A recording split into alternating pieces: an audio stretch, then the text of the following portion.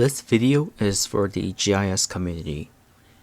Hello everyone, my name is Brian and I am a recent graduate from GIS. Technology, politics, viruses, war, many things affect and change how we live, and as far as I know, these changes of lifestyles are getting much faster and drastic in pace. One of the drastic examples is NFTs.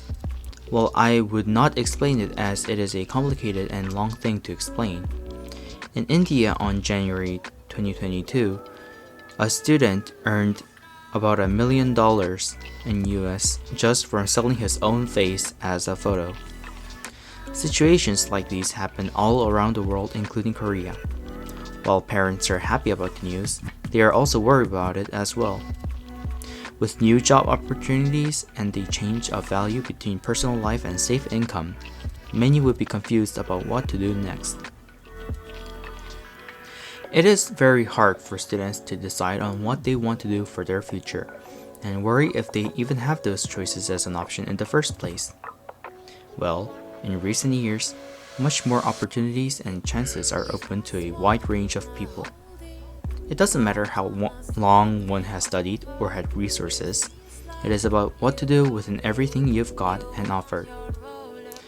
Today, I would like to introduce you to the world of Metaverse, an idea which was made quite a while ago, but has skyrocketing since technological and economical advancements in order for you guys to have more information and insight in order to choose wisely about your future.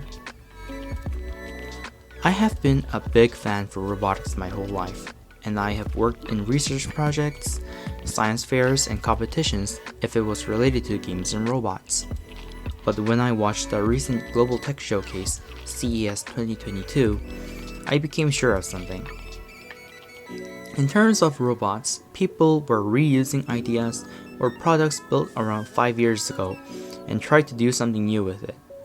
And for speakers, phones, and television, I believe that even with slight upgrades, I felt that there was not much of a progression to actually feel it. I have always felt that technology is advancing, producing more ideas faster each year, but this year, I felt a slowdown for these new ideas.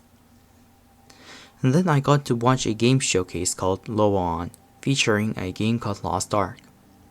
Throughout the showcase, the director inspired me for how to deal with these situations and what are the most important things to focus on now.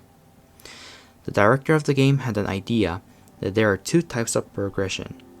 One is called vertical progression and the other horizontal progression. Vertical progression is when there is a development in a new type of subject, such as new ways to shoot rockets or new types of services to provide to customers. Horizontal progression is the development using resources used from the past, such as digital assets and ideas, and using it to provide new content, such as how superhero comics make more heroes and villains to amplify the scale of the world they have designed and immerse it to the readers. To simplify, vertical is like making a new phone or app like TikTok, and horizontal is making trends within these platforms, or making similar platforms with easier access and freedom such as YouTube Shorts. Based on this, I would expect that while vertical progression is slowing down with less customers on the line, making new ideas with what we have will be the best strength in this time period. So content making equals good. Simple. Well, what does this have to do with the Metaverse? Like, what is Metaverse even? Well, I define the Metaverse as associating with people remotely, virtually in a computer-generated world. Why is this important? Well, I will explain it in detail. Imagine a family dinner table in the 80s compared to today.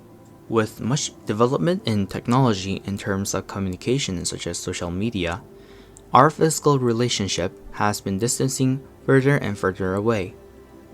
With the Metaverse, I expect to see users immersed and feel associated with a community just how it is in reality. Is the Metaverse really needed? Some people would still stick to traditional relationships with physical contact, and there is no need for supporting the idea of distancing our physical forms. According to the Wall Street fandom, a lot of people gave disparaging and rejective responses against the metaverse. And yes, I also agree with this as well. The metaverse is certainly not for everyone, just like how sports, hiking, or fishing is not for everyone. However, it is certainly expected to be popular and might be a future solution to solve future needs.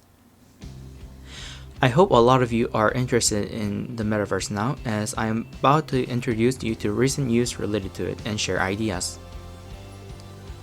On April 2022, Microsoft bought Blizzard, one of the biggest game companies in the world, with $68.7 billion in hopes to gain a lead in the metaverse development and production. On May 2022, Meta, once called Facebook, has showcased new progressions in virtual reality technology, which is currently in development.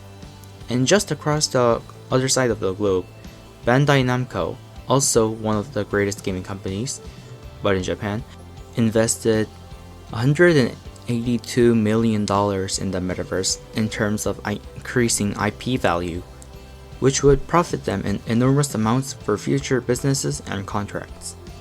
With giant companies making their move in order to participate and making their own version of the metaverse, it is a lie to not call it significant. But what about the current time? Is there a metaverse-related service that we can use right now? Well, the most popular thing right now, which is related to the metaverse, are virtual streamers, using computer graphic avatars taking place instead of a camera, imitating actions as much as one allow.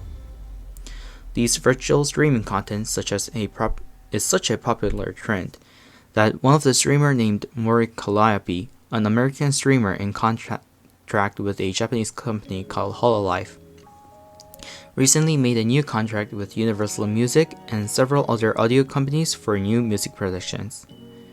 The idea behind these avatars is like a show, Bongmyeon Gawang, otherwise The Masked Singer, showing much of their real sides as a person in comfort, for much of their actions are secured by a masked identity. These psychological effects are another thing that I believe would be a positive effect once people join these virtual communities. What about Korea? Certainly there are people who are aware other than America and Japan, right? Yes, in fact, Korea is currently the most active country to participate in the metaverse movement. For big companies, much of the companies we know such as LG or SK have been making metaverse environments for new methods to work at personal houses. New startup companies have formed with ideas such as selling fitting clothes by clothing a virtual avatar matched with the customer's actual body size. One of the most iconic movements we can see in Korea is a virtual streamer group one may easily find on YouTube as a channel named Metaverse. These auditions to make a group were live on public, imitating a past show named Produce 101.